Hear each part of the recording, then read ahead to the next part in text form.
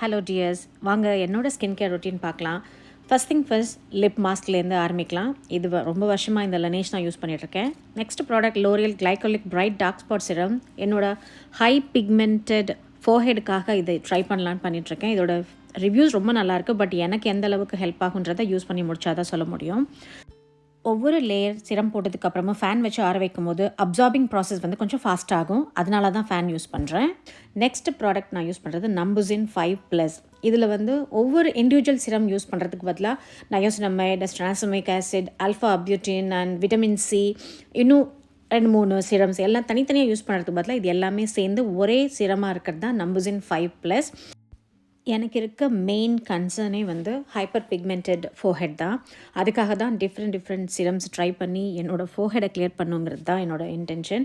Next நான் use பண்ணுறது வந்து ஆன்வோ 10 ஆசிலிக் ஆசிட். இது எதுக்குன்னா, ஒவ்வொரு வாட்டி பிம்பிள் வந்து போனதுக்கப்புறமா அந்த இடம் வந்து டார்க்காக இருக்கும் இல்லையா, அதை கிளியர் பண்ணி நார்மல் ஆக்கிறதுக்காக தான் இந்த ஆசிலிக் ஆசிட் சிரம் யூஸ் பண்ணுறது. நெக்ஸ்ட் ஸ்டெப் ஆப்வியஸ்லி மாய்ஸ்சரைசர் தான்.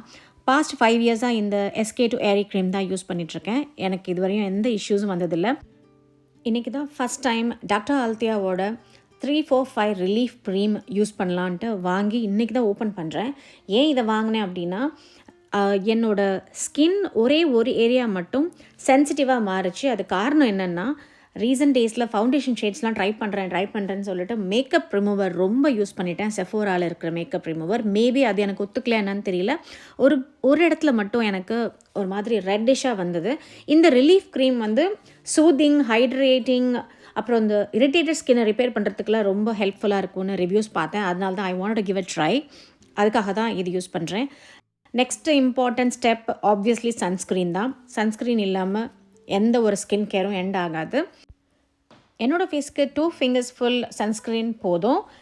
கன்னம், காது, கழுத்து, நெத்தி எல்லா இடத்தையும் ஃபுல்லாக கவர் பண்ணிடணும். நான் யூஸ் பண்ண சன்ஸ்க்ரீன் வந்து Neutrogena hydro boost hydrating fluid SPF 50.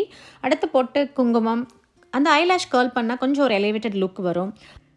இது தாங்க என்னோடய எவ்ரிடே ஸ்கின் கேர் ரொட்டீன். இதெல்லாம் பண்ணி முடிக்கிறதுக்கு 7 minutes ஆகும். நம்ம ஸ்கின்னை பாதுகாக்க 7 minutes definitely worth the time. I hope you enjoy the video. இந்த பக்கம் பிம்பிள் இருந்தது, இந்த பக்கம் பாருங்கள். பபாய்.